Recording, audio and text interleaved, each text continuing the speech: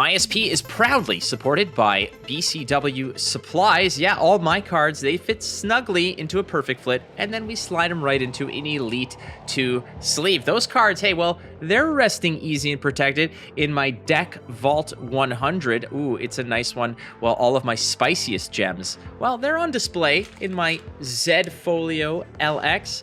Yeah, you could treat your collection with love by going to bcwsupplies.com. Use the code ISP10. Get 10% off all of your orders. Oh, yeah. And hey, maybe cards might not be your only thing. Are you into coins, comics? Maybe you want to show off your record collection? They've got you covered. Use the code ISP10 at checkout for 10% off your BCW Supplies purchases. BCW Supplies. Protect, store, display. This is Patreon supporter Serene Shireen, and you're listening to the Instant Speed podcast on 983 Media. Well, I work hard. How come everybody wants to shuffle my cards? And I think that it's true. This is the Instant Speed podcast, episode number 80. Our guest today is Rachel Stoddard, aka Dash, I guess you can say, and we're going to talk all things cosplay on the episode today. And I got to remind you, this episode, as always, brought to you by FAB Cards. Go to kfabecards.com. All right, let's get to some of the facts, friends, and some big news that has been pushed through very recently is the fact that, well, Skirmish Season 6 has wrapped up, and that means that we have some new headstones to go ahead and identify. That would be Oldham and Icelander. Moving through to the other side, that would be Living Legend, as both of those heroes have accumulated enough points to cross the 500 Living Legend point threshold, joining Viserai as your Blitz Living Legends. Pro Tour begins on Friday. Coverage starts bright and early, as you can see. The casting team is ready and rearing to go. We're going to bring you some draft. We're going to bring you some CC. We're going to bring you all the action live from the Pro Tour in Baltimore. And again, that begins on Friday morning. I believe it's 9 a.m. Eastern Standard Time. So do not miss it, friends. I promise you, you will want to catch up on all of this. Finally, I want to let you know about a contest that is going on if you check out my Twitter. Now, this might be a little late because I believe this is being published on Thursday, but if you're going to be at the venue, there's a contest. I've been dropping clues all over my Twitter page of a card. I am thinking of a card, and if you bring me that card, I will bring you a copy of, let's see, I've got it right over here. I will trade you the card for a copy of Good Deeds Don't Go Unnoticed. It is a exclusive promo card that you can only get in certain ways. Nonetheless, I have a few of them that I'm going to give away as supplies dwindle. I'll try to get you something else. But if you can identify the card that I have been dropping clues for throughout the past few days on my Twitter account, I will hook you up with one of those cards. You bring me that card, the physical copy of the card, to me in Baltimore. Little switcheroo, that card is yours. Easy enough? I think so. All right, friends, it is ISP80. Our guest is Rachel Stoddard, aka the Dash cosplayer. Let's get to it. This episode of Instant Speed Podcast is brought to you by FAB Cards. Located in Utah, FAB Cards is a smart choice for all of your flesh and blood needs. Prepare for the battles you'll face through the world of Wraith by gearing up at kfabecards.com. That's KAYFABECARDS.com, and get all of the cards shipped directly to your door. Hey, if Magic or Pokemon is your jam, they've got you covered. FAB Cards has a plethora of TCG options, sealed products, and singles to keep you collecting and keep you competitive. FAB Cards, be who you want to be. The Instant Speed Podcast is welcoming a friendly face in the flesh and blood community scene. I don't know how else to better describe it than that. She can be found at many of the game's premier events as Dash, inventor extraordinaire. Her cosplay has earned her respect amongst her peers, appreciation from her many fans, as well as a Taylor card. That's correct, right? That is correct. I do have it sitting next to me. Perfect. Well, welcome to the show, Rachel Stoddard, aka, I guess I can call you Dash. I've been thinking about changing my name. I could probably go through like the courts for that, right? Is it worth the money? Yeah. Is that honestly worth it to you? I mean, if I could have a one-word name, that'd be pretty cool. Well, Prince or something, but it's Dash. Prince or Cher or I don't know. Like, I'm trying to think of other ones. Well, some will come to me as we go. But We'll come up with more. Yoda, I mean, that's probably the best one, right? The most famous Flake. No, that's hardly it. And if ever that was on my like passport or something, it's not worth the arguments, in all honesty. Did you know actually that Michael Caine changed his name legally to Michael Caine? Like, he was an actor for so long under the stage name Michael Caine, but that wasn't his actual name. So the amount of times that he would get stopped at customs to have to explain to people about the difference, because they'd recognize him and then he'd show up with a passport, which was a different name. And the amount of like headaches it would cause him, he finally just said, screw it, and changed his name legally to Michael Caine. Did you know that? I know that, but I suspect he was sitting here like, hey, do you know you look like Michael Caine? And he's like, I get that all the time. Oh, I would mock in all his stories. I would pull that like all the time. But yeah, no, there's no reason to be like, I already have enough problems with my name having last name having a space in between it, where certain forms that you fill online will not allow a space. Or otherwise the algorithm will think that the DI is part of my first name. So it's a headache. But your DJ name. Yeah, no. If it's a 90s bar, I would absolutely DJ, but we don't need that. Let's go. So welcome to the show. I think this is your first foray on it. Yeah, well, welcome. I mean, you're prepping, I guess, for Baltimore. It's we're recording this on Tuesday. I will be in Baltimore 24 hours from now. But that said, you've got, I think, in my opinion, a much harder trek to Baltimore than my stupid ass. Yeah, it's practically the journey through Middle Earth at this point. So, I could get on a plane and I could, fly there in an hour and a half. But lo and behold, I choose to drive 12 hours so I can bring my costume. Smart move. Well, I mean, it's to the benefit of everybody, and I'm sure that you get a kick out of it too. Well, we'll get to that in a moment, but I want to talk a little bit about your origin story and what led you to Flesh and Blood specifically in your getting into card games. And everybody has a unique story. Many of them start with Magic, but you might have a different journey. Let's hear about your whole trek towards Flesh and Blood. So Flesh and Blood is my first TCG. I mean, it's not my first foray into gaming. I used to enjoy, video games, tabletop games, things like that. But I've never played a TCG before. I didn't play Magic. I didn't have that entry like a lot of people do. And one day my husband came home with like his typical, sneaking in new product of whatever he's bought and left it on the table. So not very good at sneaking. And I saw it was a box of Arcane Rising. And I said, what's this? I've never played a card game before.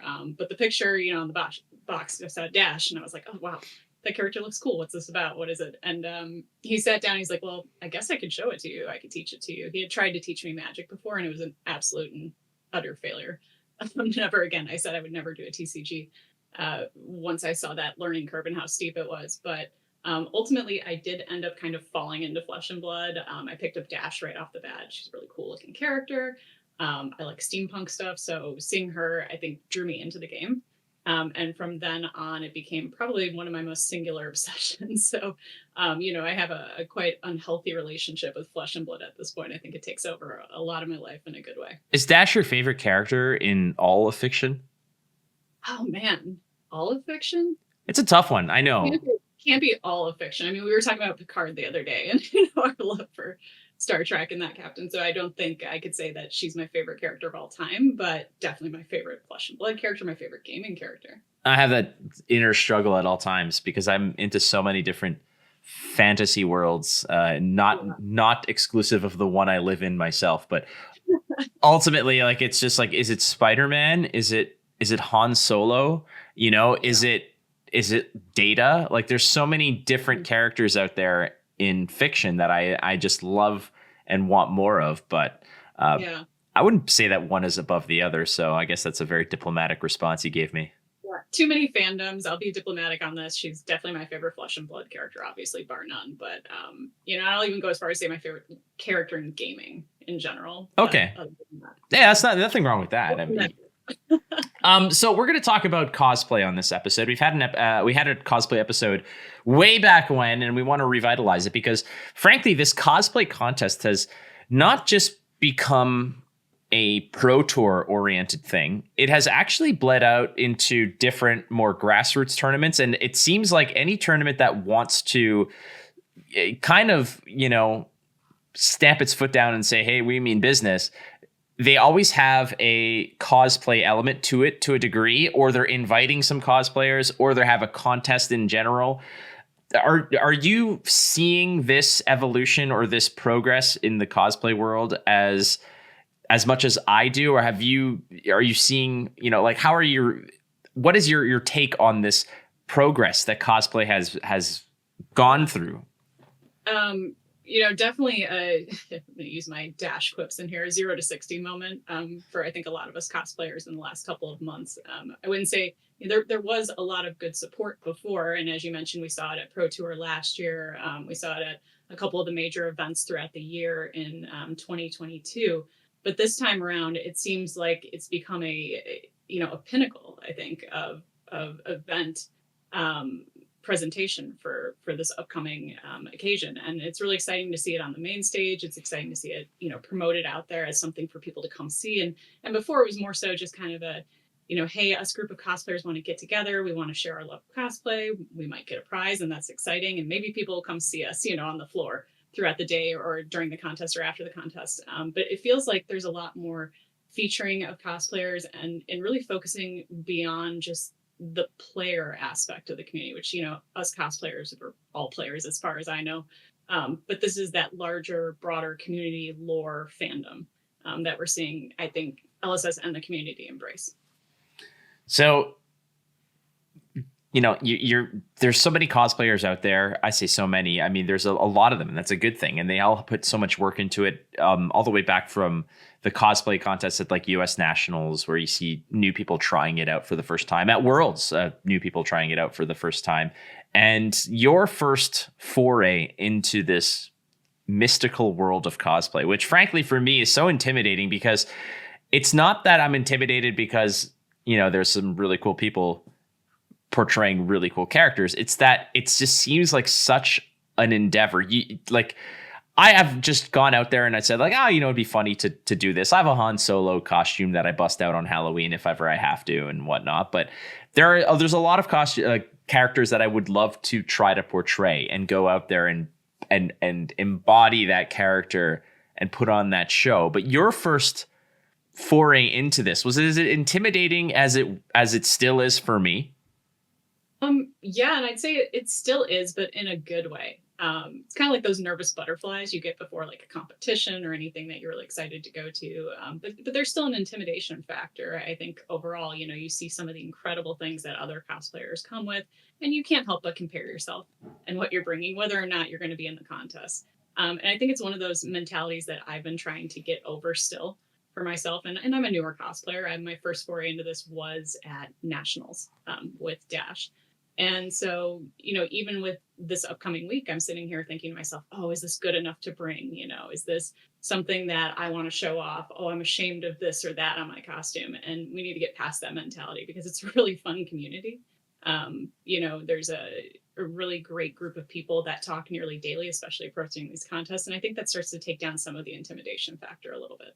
This is going to be a weird parallel, but it's the same kind of feeling I get where, and this is going to sound so stupid, but just going to the beach and being comfortable taking my shirt off and just being going out there, now I don't give a shit. I'm too old for this. Frankly, I could not care less. Hey, let it all hang out. Basically, dude, I'm that's just the way it is. But that there's still that same hesitation exists in the same facet where it's well, what if I went to one of these things and I wanted to try it out? I see what you do. I see what other cosplayers do, and it's so awesome. And in my head, I was I'm not even a fraction of what you're doing. And it becomes intimidating in that regard. Have you ever had anybody come up to you and be I want to do it, but I don't think I can. Like, what is that conversation like? It's actually one of my favorite conversations, not because of the initial negativity of it, somebody saying I want to do this, but I don't think I can.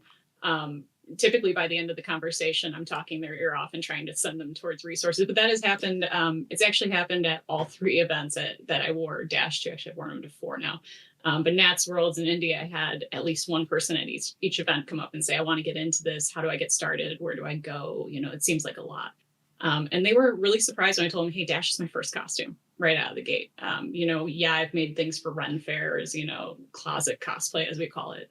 But this was my first time picking up, foam and a scalpel and going for it at that level and creating something out of initially nothing. So I actually enjoy that conversation. I hope more people come up to me and want to talk about that, because I want to encourage people to get out there and try it, because I was the same way, this time last year. Well, let's talk about like trying it, because you have, I had it marked down here in my notes. It's like, okay, what led you to Dash? But like, we can kind of skip over that, frankly, because your husband showed up with a box and you're like, hey, this looks cool. This character's awesome. Let's roll with that. But you've sort of become synonymous with the hero to a degree. Yeah. Like, you are Dash. People refer to you as Dash. People like, you've gotten shout outs by people like the professor, for example, talking about it and saying, hey, there's a Dash here. There's an actual real life Dash. Have you come to just embrace it that you are this character now? In a non-creepy way, yes. I think it's fun. I love being associated with the character. I mean, we'll talk about upcoming costume plans, in a little bit, but ultimately I've been embracing kind of the mechanologist vibe that comes with Dash, that tinkering, inventing. And if I hadn't chosen this character to embody, I don't think that I would have gotten into so many elements of technical cosplay that I have gotten into. So things like doing my own programming on lights, wiring switches throughout my costumes, putting in sound cards, things like that, that I don't know if I would have tried otherwise. And it led me to a whole new realization that, man, I think I would have enjoyed actually going into something technical in my career. And so that's something I enjoy as a hobby now, and tinkering around with things. Yeah, I told you the story about how I discovered what a capacitor was by electrocuting myself multiple times while making an Iron Man cosplay, like our costume way back when.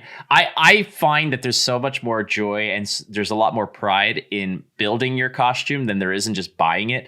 And by building, I don't mean you have to be there with like welding stuff and gluing shit together. Right. Like, you could just slap something together and create it. I'm saying, like, you don't go to the corner store and buy something off the rack and that there's nothing wrong with that ultimately, but there's got to be some extra satisfaction, like you mentioned, when it's not just about making the foam and the scalpel turn into a costume. There's like actual real life skills that you need to develop and hone in order to get your costume to be as badass and rad as yours is.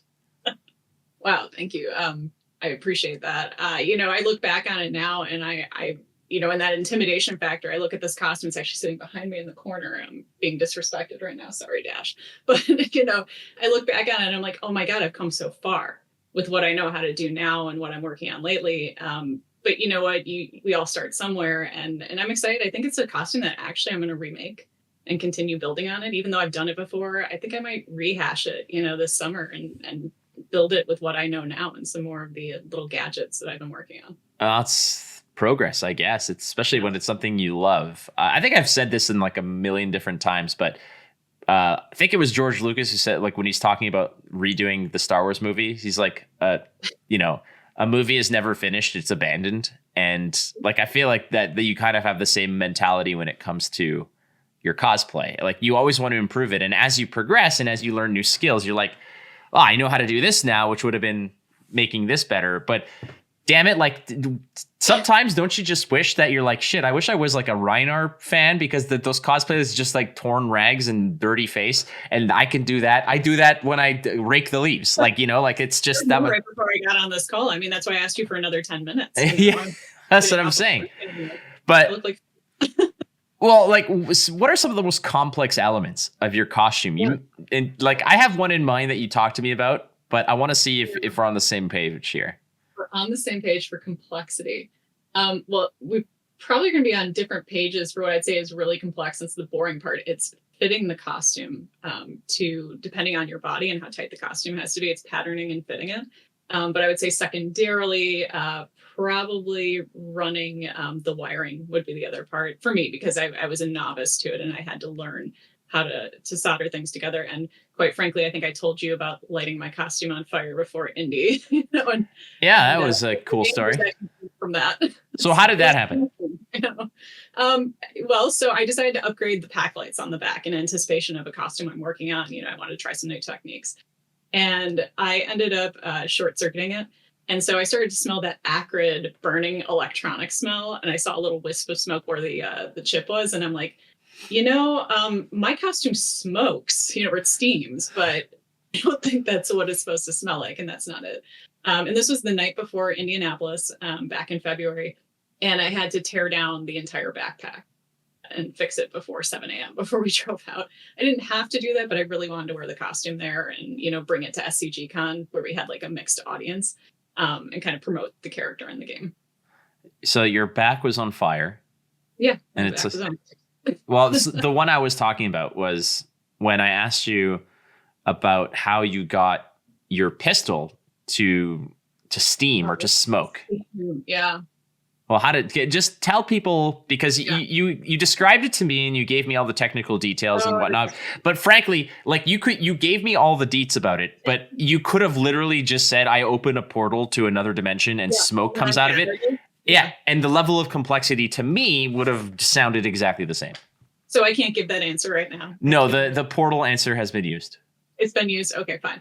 Actually, it's funny. I was trying to walk somebody through this recently who was trying to do it. So we were on Twitter and talking through DMs, and this individual was having some troubles putting it together. So we were kind of going back and forth and troubleshooting. But essentially, what these pieces are, and there's a couple of great videos out there by other cosplayers on YouTube. Just plug these people. Frankly Built and Kamui Cosplay both did videos on this. So if anybody's interested in learning how to do it themselves, they do great videos. But essentially, what it is a vape canister or cartridge, but no vape juice. It's just, the blank cartridge. And what you do is you hook it up to an aquarium pump, like a little 3-volt aquarium pump. You can go up to like 6 volt. You're going to hook that to a battery, and essentially the pump is going to filter the smoke fluid. And what I'm using for smoke fluid is like Spirit Halloween fog juice. So it's like glycerin and propylene. And so that will send off the steam. So it's basically like your Halloween haunted house fogger, but in a pocket size. Okay, so you need to have an aquarium. Yeah, totally. Get an aquarium first, raise the fish, wait for them to die. Yeah, so that's the fish pump part. Yeah. You need like a chemistry degree with the glycerin and all that stuff, right? Or you could just, go on Amazon. Well, there's that, I guess. And then you have to be a douchebag who vapes. Like, so I get it. Like, there's like so many different aspects that just all like this. Whoever knew Dash was a vapor, she didn't seem this type, but I guess, she's pretty hipster. So she kind of seems that way. I mean, who knows? Maybe she's ahead of her time. Like, it's not like people are running around there with iPhones and Teslas. Like, she's just, dicking around with what seems like a technological advancement. Mind you, then again, like Kano's out there like summoning storms and stuff, and she's just there, like, I made a chair with wheels. It's like, that's a wheelchair. We know. It's you're way behind her. Just buzzing around him and he's like, what the hell? Yeah. Oh, well. That said, like there's gotta be, like, you mentioning all these elements and learning the new skills in order to put this all together for what becomes such a beautiful and awesome is it, do I call it a cosplay or do I call it a costume? I don't call it either. I think a lot of people call it cosplay. Either one. Either way, it's a suit of armor that you wear and you become this character, but there's a certain amount of time that is consumed in order for you to do this. And like you mentioned, sometimes that time is not necessarily put aside for these things because emergencies happen. But when you are budgeting your busy life and trying to do this, there has to be a real, delicate balance that you have to curate in order to get this done properly between your balance of your real life and your cosplay life. But not only that, even within like the flesh and blood sort of sphere, you want to play as well. And you want to enjoy the game for what the game is. Aside from all the cosplay elements, how difficult is it for you to balance all this? Well, first of all, I want to say from that line of dialogue, I feel personally attacked because I do not have that balance. Oh, okay. I'm sorry. I'm just, but no, it is hard. People know just off the bat when an event is coming up because there might go a couple weeks where I don't play or I play sporadically, and I'm normally a 2 to 3 day a week person at my LGS. So for me, I'll go a bit radio silent. In the last couple of weeks, I don't think I've played. I played skirmishes the other week, but prior to that, I think it was the brawl. So it's been hard to find the time, between a full-time job, family, friends to squeeze this in, and of course, FAB.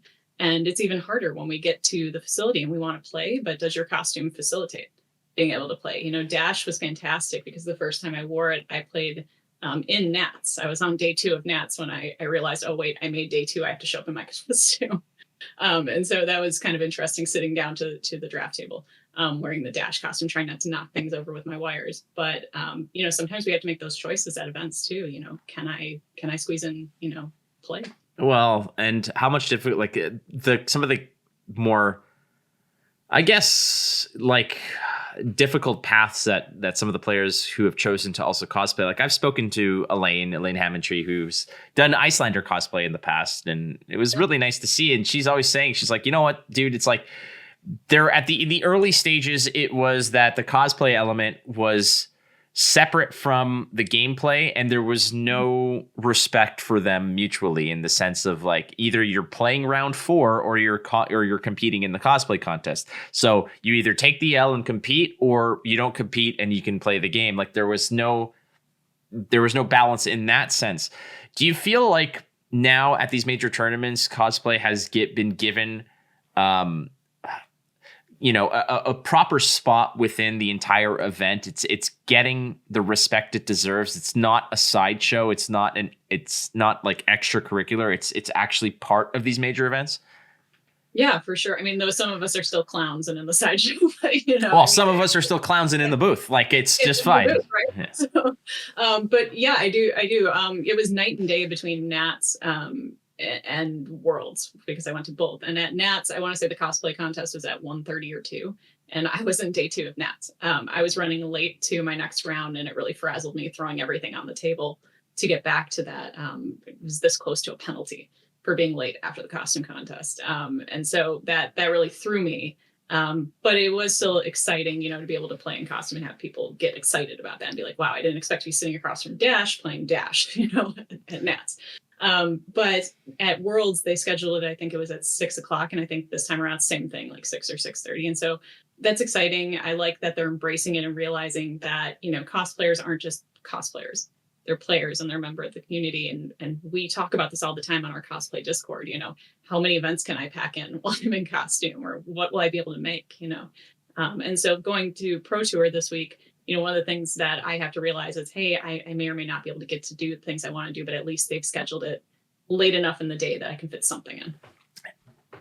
As we progress through, I've said progress a lot. I like that word lately. I don't know why. It just feels like a positive word. As we just continue to sort of create new tournaments and the game keeps growing, cosplay has always existed in Magic and other major tournaments and has found a scene. I've gone to so many Comic-Cons where cosplayers, frankly, now are almost like their own brand of celebrity to their degree. They're separate from any particular IP or any particular brand. They're just cosplayers.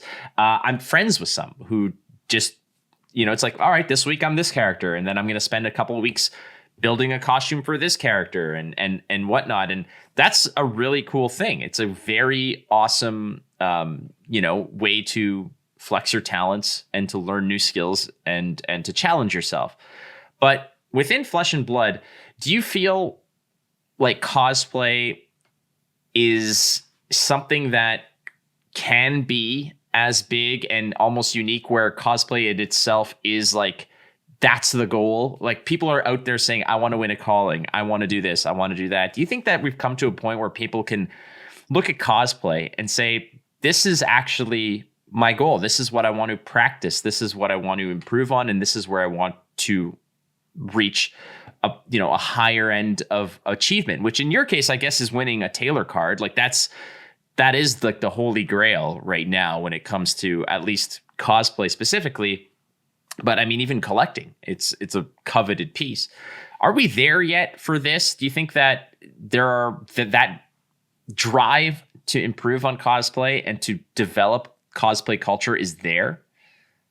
I think it's there for the cosplay sub community, let's say. I know there's a handful of us, and I'll put myself in that category where, yes, I'm excited to go and play and to see everybody in the community and to do everything around Pro Tour, except play in Pro Tour. I did not get a PTI. But for me, it's what is that new height that I can reach with this?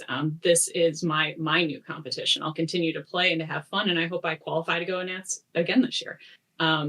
But for me, it's looking forward to each of these events and saying, like, what can I do bigger and better? Whether that means getting a prize or not, I wouldn't say inconsequential. It's exciting to get a prize. It's awesome. It's validation, But to me, this is my competition, and this is the thing I want to bring and share. And I know there's others that share that view too. Now, as far as the broader community, I don't know that anybody would put it on a pedestal yet, up there with, winning and calling or anything like that. And maybe it shouldn't be, maybe that's not the focus of these events, obviously. But yeah, I would say for the smaller community, you're already starting to see, individuals say, this is my thing.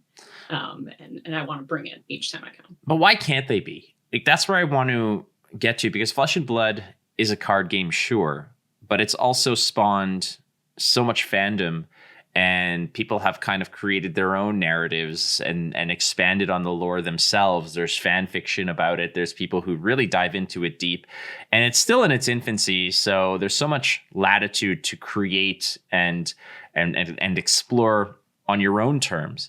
But why can't cosplay within Flesh and Blood be as big, like be bigger, or be, maybe not the, like the top echelon, but why can't it just be like just a step behind when it comes to what people want to do? And I get it. It's hard. It's not like you can't buy a pre-con or a blitz deck version of a cosplay. Like you can't do that really, but why can't there be something like casual cosplay or whatnot? Because this might be why a lot of people are reluctant to get into it, because you go and you watch the cosplay contests and you see the dash cosplay with the smoke coming out of the pistol and the lights blinking, and hopefully your back isn't on fire or whatnot. You see what, others One time. Yeah. Well, you see the genus What You Need, or the detail, the attention to detail that someone like Carolina puts into her costumes, and what Elaine does.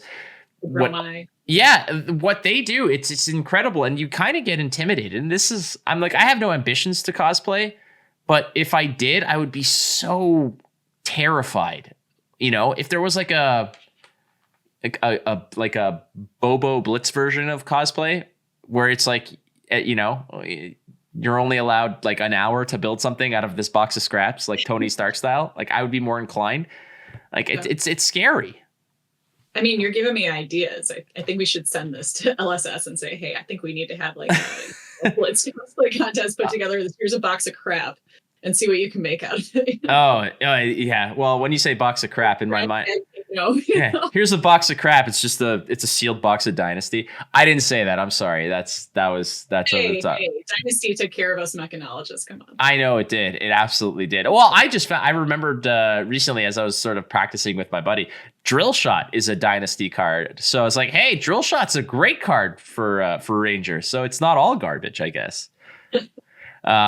Boy. Okay. Well, casual wise, I do think the community's there. I know what you're saying, and I agree, that there is intimidation factor, but, so the cosplay Discord I was mentioning, there's dozens of people on there that talk daily, and not every one of them is competitive individual. A lot of them are just saying, hey, I want to come in and I just want to wear my costume and walk around. And, the whole community, comes around that and talks about, what could you do? Here's some tips, here's some pointers. And so there are definitely people out there that want to do something casual, and it's definitely encouraged within the community. But I could see, it'd be great if there was something that we could do to encourage it more broadly, the official level. Well, encouraging it more broadly is just being a good ambassador to a degree, which you very much are. People recognize you, people appreciate you.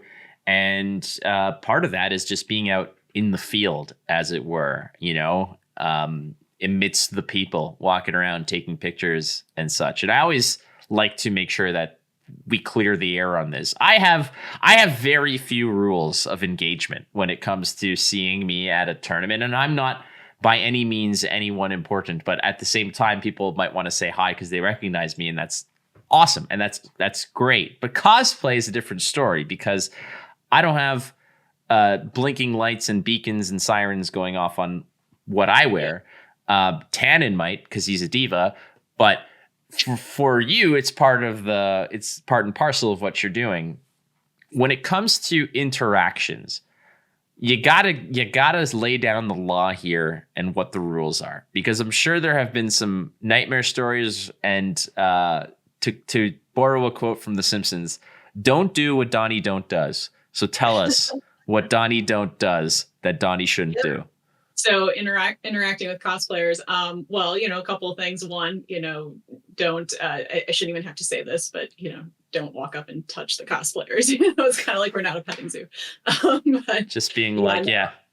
I put that out there both from like a personal, respecting people's, bodies and personal space, but also knowing that our costumes tend to be really delicate. They look like armor, but they're usually foam, in, paper mache, God knows. The other thing is taking pictures without asking. We're there. We love to take pictures for the most part. I can't speak for every cosplayer, but, asking it's kind of the minimum ask. Just, let us know you want a picture. We're happy to usually stop what we're doing and take that picture with you. But, sometimes we're halfway out of costume trying to eat a sandwich. I know there were times at Worlds when I was like cramming something in my mouth, my wig's half off, my pack's laying on the ground. I'm like, a picture right now like this? Yeah. Do you really want Dash, housing down this sandwich? Maybe. I got like the better part of a hoagie, like right in my mouth right now. Yeah. Like, can we just back it up? Yeah, definitely. I have these all dressed chips that Flake just brought me. And yes. Yeah. Oh my God. Yes, I destroyed that bag. What's funny about that is that every time I'm in a place with DM Armada, I bring him a bag, because his wife likes them a lot, and I send her like the bag, or I send it with him, and he's lucky to get the chip. That's correct. I say like the instructions are there for her, and if she allows you to have some, you absolutely can. But I always buy multiple bags, but the stupid part of me is that I've been so good with junk food for so long, but if I have them in the house, at some point, usually at like 11 o'clock at night, I just get this hankering, and I know they're there, and I'm like, there's multiple bags. One of them is for DM Armada. So I promise you, I buy with the intention of bringing as many as possible, but usually it is one bag that makes it to launch day, and that is all my fault, and I apologize for that. So if you bring one bag to Pro Tour, does that mean we all have to just jump in and wrestle for it? Or? I bought multiple bags.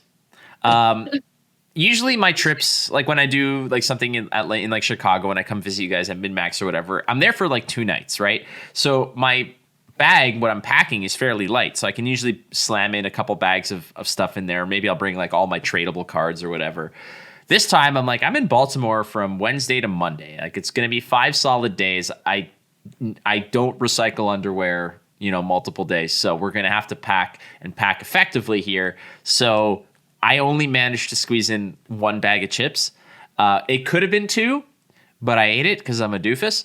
That said, you guys can happily fight over it, but unfortunately it has already been reserved for DM Armada because you got the last bag. I know. I got the big bag, though. You did. You actually did. So he gets the bag from the dollar store.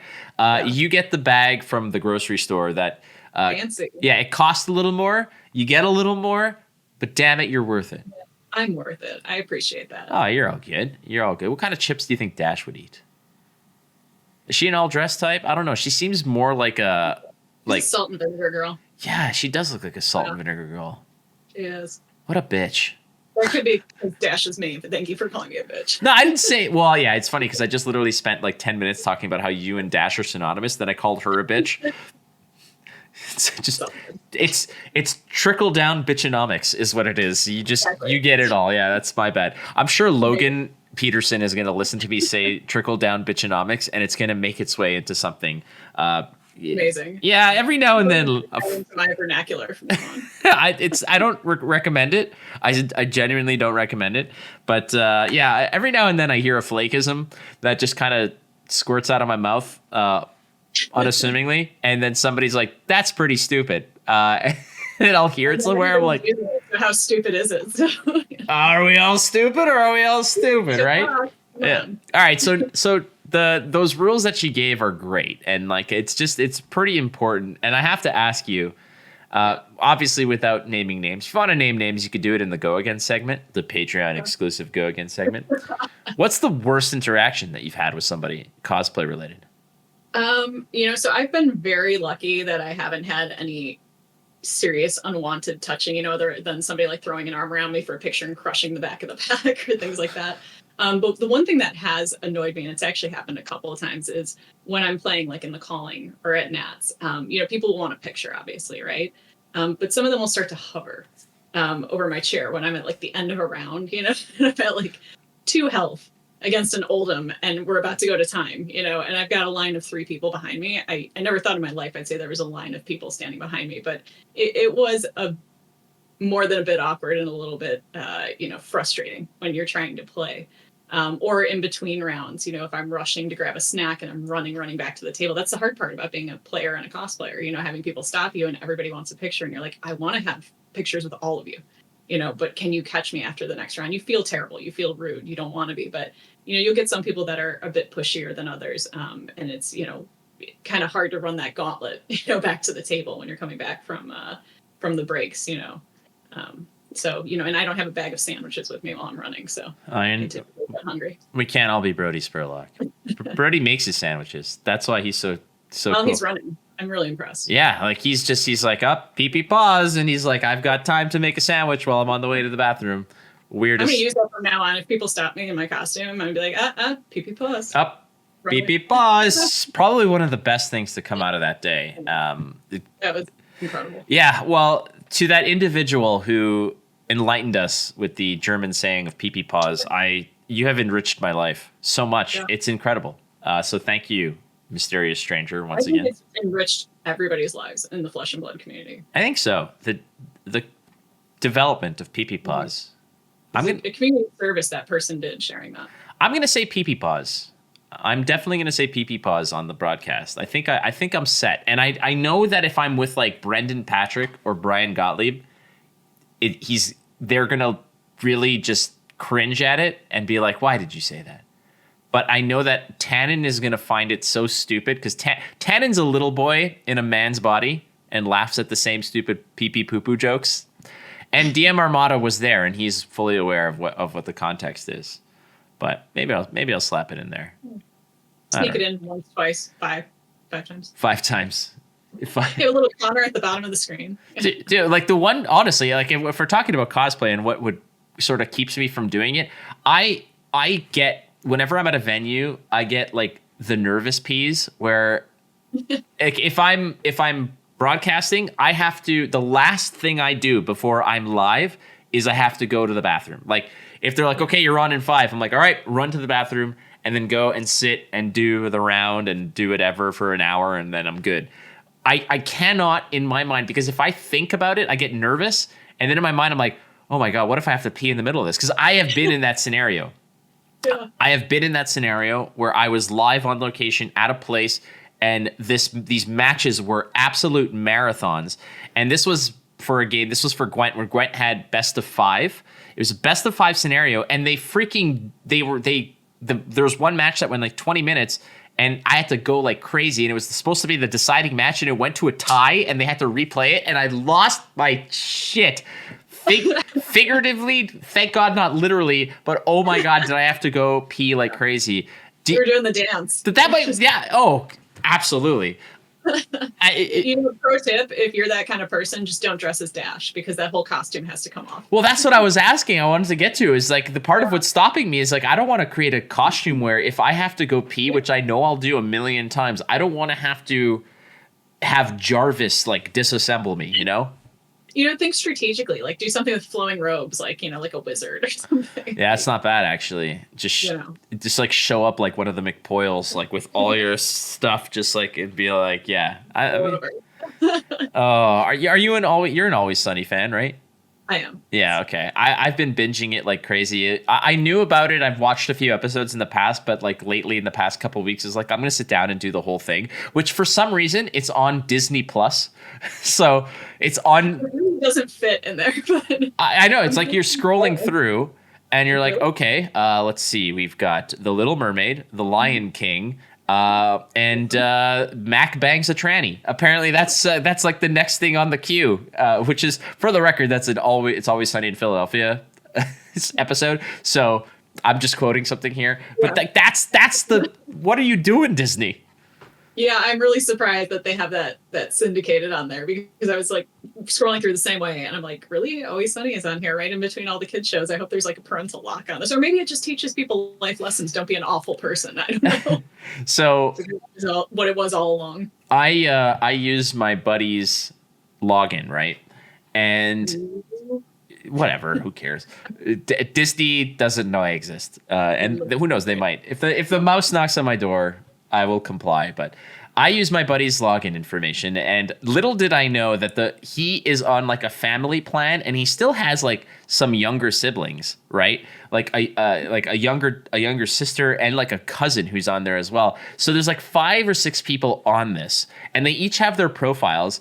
And I'm like, I'm not gonna make my own profile. That is giving it away. Like, I don't want that to. So I just use the first profile every single time.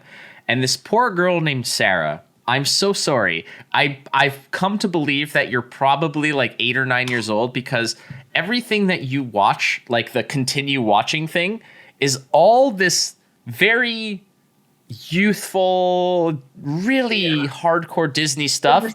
Yeah. And then it's Always Sunny in Philadelphia. And so there's got to have been a situation at one point where she was like logging in and scrolling through and just instinctively hit continue watching, and it was Charlie Day like cursing up a storm or something. That and eating cat food. Yeah. Exactly. Smashing rats and whatnot. Yeah, exactly. Oh. I mean, maybe she learned something that day. Oh, she might have learned something. But yeah, my cover might be blown. They don't listen to this podcast, so it doesn't matter. But well, now you'll know when the Lorcana sponsorship doesn't come around. They were listening. Oh yeah. Lorcana stopped like replying to me like when I would talk to them, like they saw the password thing. They're like, this guy.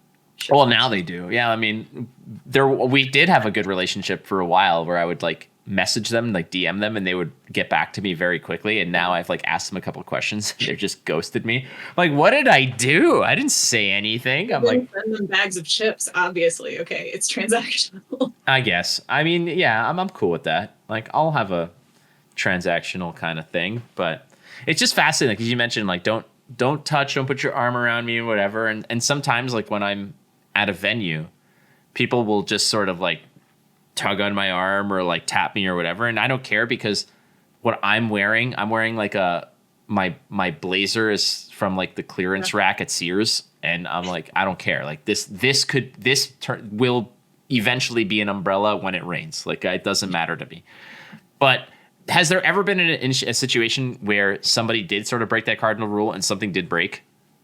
I did have somebody at Worlds kind of go in for the side hug picture a little, aggressively, like not in a weird sexual way or anything, but just, very excited to put their arm around me and kind of slap the back of the pack. And so it did loosen up I guess you call them the jets on the back of the pack, my little Mandalorian jets. And so one of them was hanging off. Luckily, it was like a couple hours before the costume contest. So I was sitting outside with a bottle of glue that I kept in my purse, sniffing it for comfort, right? Obviously, huffing, comfort. Yeah. Again, that's Always Sunny. It's always in your head. Yeah, my husband always uses that huff the glue quote when I'm downstairs working on the costume, because I completely like send fumes into the entire house. But be careful, kids. Wear a mask if you do cosplay. You don't want brain damage like me. But when the individual did it, they didn't realize, and that was, I wasn't upset. I kind of knew something broke right away. But like Dash, I'm prepared. I went outside. I was tinkering, and it was actually kind of funny, because I had somebody come up to me who now I consider a friend and said, I love seeing Dash tinkering with something while I'm sitting there with glue and a frown on my face.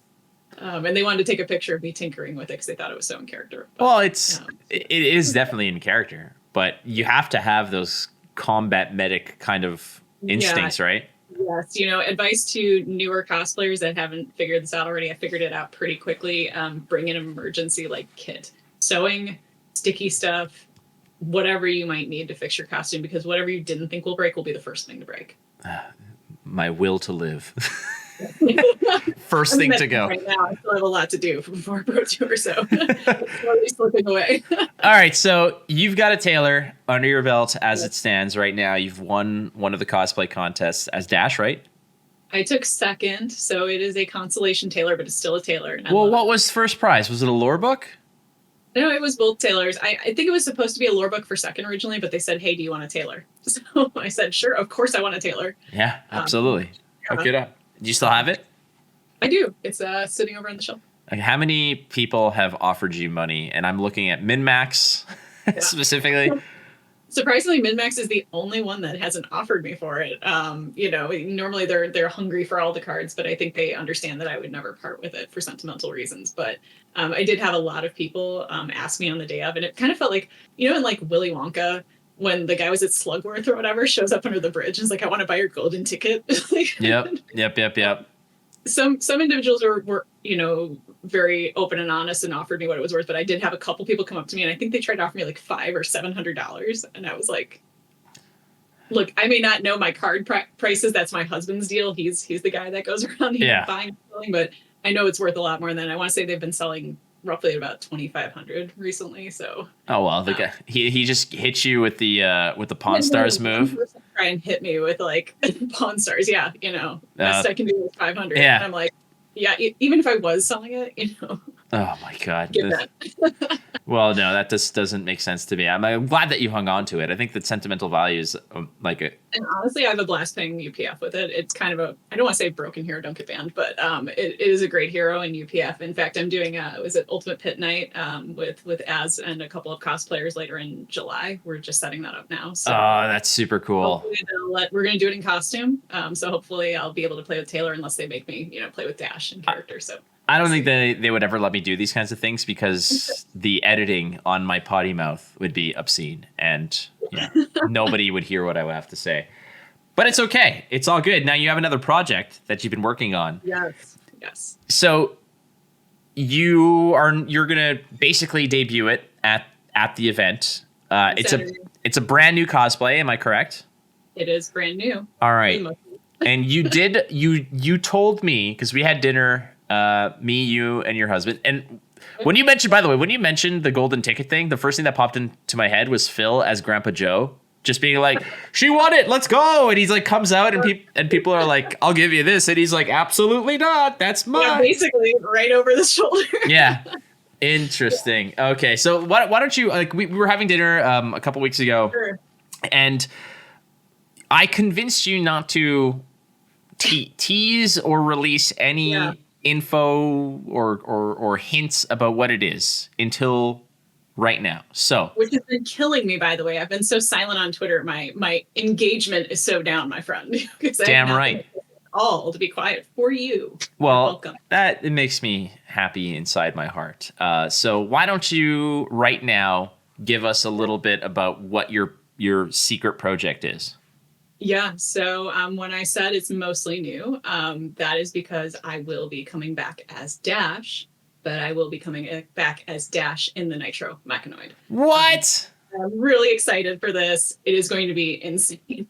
Okay. I'm insane in driving 12 hours because it's the only way to get it there. So this doesn't get on a plane, right? Like there's no way that... Okay. It's in 3 36-inch wide deep bins that have wheels on them. So you're not screwing around here. Like this is kind of like a passion project. It's an insanity project. Like I feel like you're just going Hulkbuster mode here, and you're showing up with a cosplay within a cosplay. Yeah, essentially. I was a little worried when they came out the rules and said you can't reuse a cosplay that won at a previous event. I'm like, I don't count this. The cosplay is the Nitro Mech. It's the mech suit. Sure. Dash in it, but I'll be reusing the clothes. I'm not going to resew my vest again. But well, now this feels like a grander scale of what you've done, and you're how tall are you? Like 5'7", 5'5". Thank you for thinking I'm taller. I appreciate that. I don't have a grasp on reality. Like, what's awesome to me is like I'll be standing next to Tannen, and we'll be eye to eye, and someone like will be discussing stuff, and he's like, "Well, I'm 6'2". I'm like, "I don't think you are. I'm 5'10". Like, and I'm looking into your eyes, buddy. That's an exaggeration. He doesn't say it. But he's so adamant that he's 6 feet. Meanwhile, I think we're the same height. He could very well be 6 feet. I came back. I was at the doctor last week. They measured me. I'm 5'10". I'm cool with that. Were you standing on your tiptoes? Were you doing that thing like you do in school when you're a kid, where you stand really straight, like lock the knees? Oh, man, I was like, you know what? I do that every year, and I still get shorter. The thing about it is that, like, if I did do that and I did sort of prop myself up and just straighten up my bad posture and like squeezed out an extra inch or two, I don't want to have to go and like redo my driver's license where it has my height and stuff like that, where I can then prove it to people, you know, not my jam. So I'm totally cool just chilling at 5'10". But you're 5'5". You're cruising around in your Dash outfit. This you saying you rented like, 5 freaking like U-Hauls to bring this to where you're going. How big is this gonna be? Do you want to see a sense of scale? Yes, I would love to see a sense of scale. Before I show this, the overall mech with me in it, top out, should be just around 7 feet. You're gonna be 7 feet tall, is what you're saying. 7 feet at the top of the cage, that cage that goes over her head. I'm 5'5", and I'm wearing what I'm using are safety lifts, and they're I think 1.5 feet roughly. So yeah. Dude, like this sounds like, like are you cosplaying? Are you like are you building an extension to like the Guggenheim? Like, what are you doing here? It sounds like so much construction lingo. This is a mission. This is a mission I started right after Worlds to prove something to myself. It's been kind of times when I question my sanity working on this, especially when I know I'll be working all night tonight to finish things like, the saw that is still under construction. Okay. So yeah, I mean, you got to come in with all the bells and whistles as well. Like, again, we're recording this on Tuesday. It's currently 8:14 p.m. in Eastern Daylight Time. When is the cutoff time for you? Like, when are you out the door? I'm out the door tomorrow, or I guess midnight on Thursday morning. So myself and Levi Roush, I think he was on the show last week. He and I are driving, and I just want to shout out to him because nobody would drive with me. So I almost drove alone to Baltimore, and that is insane. And he said, you know what, I'll do it. I'll not take the easy plane. I'll get in the car with you and help share the drive. So this absolute saint of a man is getting in a car with me at midnight or 1 o'clock because my husband couldn't come on this trip. So. He's a unique specimen because when he was on the show, we recorded at 7:30 p.m. and he's like, yeah, I just woke up. I'm like, what? Yeah, he has a crazy sleep schedule that revolves. And so it works out perfect because I will be completely trashed exhausted when I crawl in that car to go get him. And I'm going to hand him the keys for the first shift because he'll be wide awake at midnight. Well, that's the thing. It's like I was just hoping that this all kind of lined up properly. Yeah, he's a unique individual. Good dude, though. He's awesome. He's awesome. He's one of the OGs at Min-Max of our group and, good friend. Awesome stuff.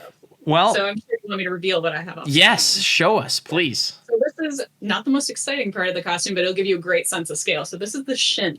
I'm just going to preface this. The shin, not the boot even, just the shin. This is just the shin. Okay, so for those who are listening to this audio only, she has essentially pulled out what looks like the Statue of Liberty's finger. Sure. Like it's enormous. This thing is gigantic. Give you a sense of scale here.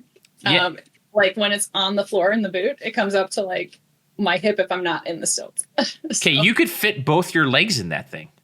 Pretty close, yeah. It's about 12 inches in diameter, I think, something like that. Yeah. So pretty crazy big. So this is the shin piece, and I thought it kind of showed the best scale because the legs are the biggest part. Really. Holy crap! And here, for all those people that enjoy shoes, oh my God, shoes is a Mac. You know what those look like? Those look like those would be endorsed by Kanye West.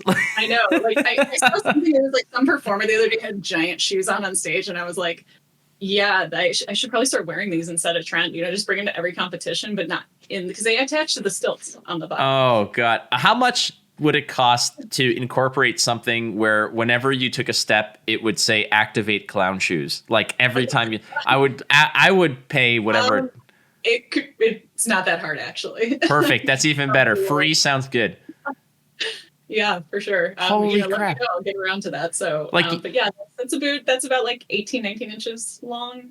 Okay, so I live in Toronto. That is considered the end a half for when you get like a 3.5 apartment. Like that's the end a half. Like that's the little piece. That's basically the bathroom in my apartment is that small. But like, holy crap! You can sleep in this, I mean, just like curl up in there with a little sleeping bag. What is that? Fun.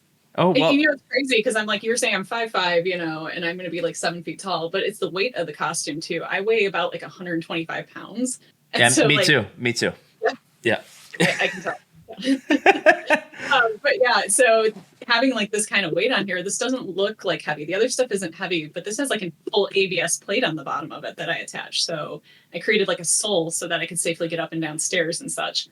And then it's heavy, and so are the stilts. I'll probably be carrying around an extra 30 pounds of costume on me. All right, this was the other fascinating element about this, is that you explained to me what makes it so important for you to be able to go up the stairs. So the rules recently came out for the cosplay contest, and I was personally devastated to hear that it will be on an elevated stage because of the stairs. I love the fact that we're elevating this competition, so to speak, and putting us out there as a show, and that's awesome. But unfortunately, I had kind of hoped there would be a ramp or something, so I have to be able to climb stairs. I can have an assist, and luckily I have my awesome friend John, who's normally a judge, but he's casual that day, who's going to help me get up the stairs. But I need to be able to climb them myself. So I ended up redoing the boots literally 3 nights ago. I tore them apart and redid the entire thing. So that the plates can fit on a standard size stair. So actually, I'm going to share this because I think it's really ingenious and cool and nerdy because I'm Dash, right? So this is 18 inches, 19 inches. How does that fit on a stair riser? What's a standard stair riser, 9 to 11? Last I checked with my union boss, yes. The plate is cut short, but that doesn't matter if the toe's going to hit. So my friend will be able to. It's magnetized. Oh my gosh! Yeah, so they snap on and off pretty easily for him so that he can just pop them back on when I get up to the top of the Magnets, stage. bitch! Magnets, yes. I love magnets. Dude. What about magnets? I just love magnets. That's so cool. Oh my god. Do you know So who's... I was really excited. That took a ton of time to redo these boots. They're so cool though. Like that's, again, like you're both the best ambassador for cosplay and the worst, because I'm so into this, and I'm also so not ever going to try this because it looks so complicated. Oh my god. Again, if there was ever like a nude character, I'd be like, yeah, I'm fine with that. Like I don't care. I'll be the nude character. I'm sure we can brainstorm something better than a nude character for you, Yeah, maybe. Like maybe the nude characters, maybe they're wearing rings or something, like possibly. Yeah, something like that. I did tell you about one piece that broke that I had to redo 2 nights ago. Do you want to see a preview of it? Yes, please. It's not painted, but I think it's pretty cool. It will be painted tonight. Every mech has to have Oh my god, this gigantic gauntlet. a gigantic gauntlet hand. Oh. Yeah. But, what makes it fun is when you can do stuff like this. I was going to say, can you give the finger with that thing? I could if I can get my finger in it properly here. Wait. It'd be fun. Yeah. Yeah. Hang on. This has gone off the Yes! Oh my. I might need to borrow this You need to borrow this for camera? for the camera. Like I will need this definitely. You're part of my light. You're It's late. all good. Okay. Yeah, it's sitting in there right now. It's got magnets that are supposed to be put in it. Do you know who is hosting the cosplay contest? I might have heard this cool guy's coming from Canada to host it or something. Tarek? No, who's hosting it? It's gonna be me. It's gonna be me. So I'm gonna have plenty of fun with this because Oh my god, I can't wait. I'm just gonna be like walking off the stage after you mock me mercilessly. Well, the spirit finger with this. I think it was in Lille. I got pulled out of the booth. They're like, we need you to go host the cosplay contest. I'm like, yeah, no problem. And as they were coming up, like I did a lot of like stage stuff when I was in college. Like I did stand-up comedy. I also emceed a lot of events. And part of it is just riffing off of what's in front of you. Either it's the crowd or the acts or whatever. And I do, but like this brought me back to that. So I would as I was introducing the people, I would slide in a little joke, and some of them were like, you know, like if I knew the person and I knew that, you kind of like you throw a little poke or jab at them. After the whole thing, I was like asking James, I was like, I hope that they weren't upset about like, are you cool? Like I made some jokes. He's like, are you kidding me? He's like, that was freaking hilarious. He's like, we need more of that. I'm like, dude, if you want like a cosplay roast, I'll do it. But like, I don't want anyone crying. Like, I don't want anyone to not do it. Free. I'm wearing clown shoes literally on that stage. Yes. So you can clown on me. It's all good. Mecha Clown Shoes. That's your new nickname. Clown shoes. Yes. Thank you. I'm glad that that's my nickname. That sticks. But yeah, so this is what I'm bringing on Saturday. Hopefully in more painted condition than this. But I'm excited to give people lots of, you know, high five, low five, spin pumps. Sorts of stuff, just not too hard, guys. You know, it will break because I already broke it 3 days ago and had to remake it. Yeah, so. be gentle, look, don't touch, kind of thing. Gentle. It is EVA foam near 100%. So, just speaking of nicknames, as we kind of slide off on the episode over here, when I was a bartender, I used to bartend with this woman. Her name is Erin. I love her to death. She one day decided that my nickname was going to be Sparkle Pony. And for the longest time, I was Sparkle Pony at the bar. And I don't know why Sparkle Pony, but she just randomly called me Sparkle Pony, and a few people heard it. And then I just became Sparkle Pony. And you feel like a pretty, pretty princess. So absolutely. You're damn right I am. All right. Well, Rachel, thank you so much, as always, for just being a great friend, but also for doing the show and upping my profile with your brilliance. Well, thanks for having me on. You know, I'm always willing to come on and chat with you about clown shoes, Always Sunny, pretty much anything. I know. We should just we'll have the Go Again segment where we can say some naughtier stuff, but ultimately, where can people get more Rachel Stoddard, aka Dash? You can find me on Twitter as Max Ferocity. That's where I post most of my stuff. There's also a cosplay Discord out there. If you don't have the link, just ask me. I'm always happy to send it to you guys. Come join us. Hell yeah. Well, thank you so much to you out there for listening. Today, I'm wearing my Pumalavenko. It's a Polish podcast shirt. They gave me this shirt, and I'm going to rep it proudly. So thank you so much for that. And to our sponsors, KFAB Cards, go to kfabecards.com for your sealed product and singles needs, as well as from BCW Supplies. Use the code ISP10 at bcwsupplies.com. Get 10% off all of your orders. And, of course, to our patrons. Patrons, stay tuned because we've got Go Again with Rachel Stoddard. Don't forget, you're not losing if you're learning. We'll see you next time on ISP.